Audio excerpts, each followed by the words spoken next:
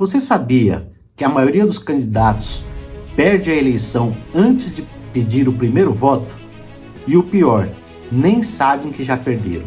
Hoje, eu quero te mostrar por que isso acontece e evitar as mesmas armadilhas que derrubam campanhas inteiras. Eu sou João Gaspar, jornalista e especialista em marketing político e comunicação estratégica.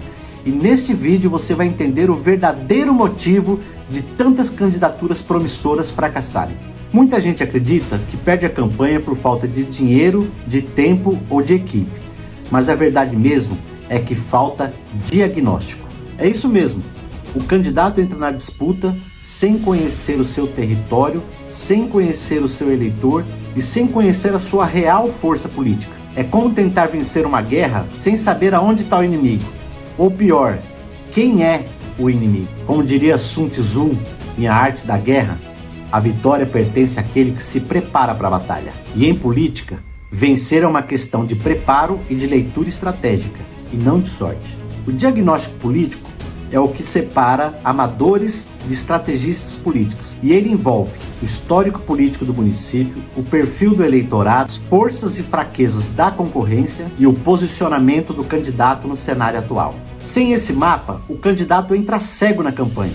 Ele gasta dinheiro no lugar errado, fala com o público errado e defende pautas que não geram conexão. E o resultado?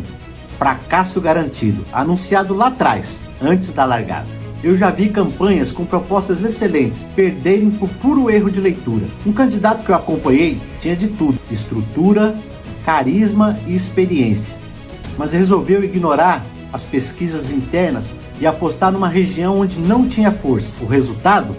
Ganhou no bairro que amava, mas perdeu no restante da cidade. Enquanto o outro candidato, mais discreto, leu o cenário, ajustou a narrativa e venceu a eleição, por poucos votos, mas venceu. A diferença entre eles, um fez a campanha baseada em emoção, o outro fez a campanha baseada em estratégia. Primeiro, faça um diagnóstico real. Não adianta fazer análise para poder simplesmente contentar o nosso ego, ou contentar o ego do candidato, ou deixar o candidato feliz. É preciso identificar os problemas reais. Analise a sua reputação local.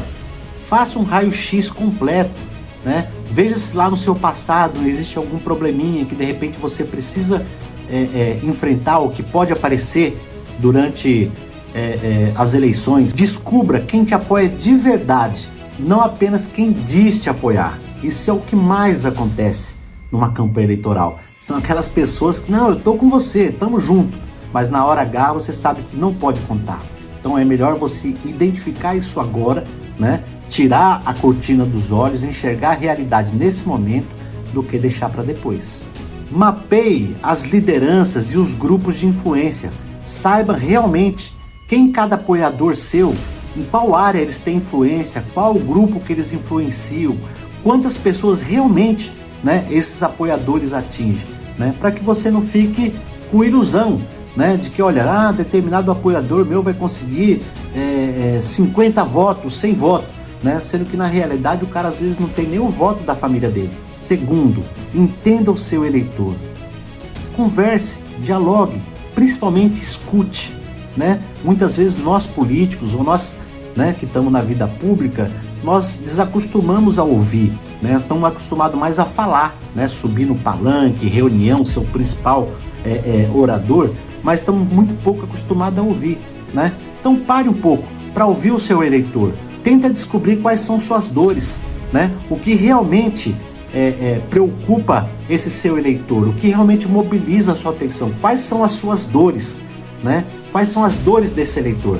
Procura descobrir o que motiva ele a acreditar em alguém, o que mobiliza esse seu eleitor, qual é o sentimento, qual é o problema concreto da vida dele que mobiliza ele, que é capaz de tirar ele da tranquilidade do lar, da casa, e se mobilizar para alguma atividade. São essas pautas que você precisa descobrir, esses sentimentos que você precisa encontrar. E por último, monte um plano estratégico com base nessas informações que você colheu, né?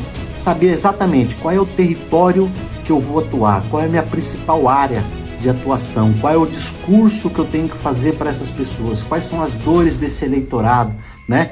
Qual é a esperança que eu devo apresentar, que minha candidatura deve representar? A campanha é o campo de batalha, mas o planejamento é o treinamento e a preparação do seu exército.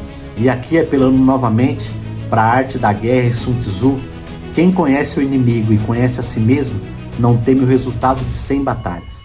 E essa é uma máxima política que nós devemos guardar com a gente. Agora que você entendeu o erro que derruba a maioria das campanhas, eu te pergunto: você está preparado de verdade para vencer? A vitória começa muito antes da urna.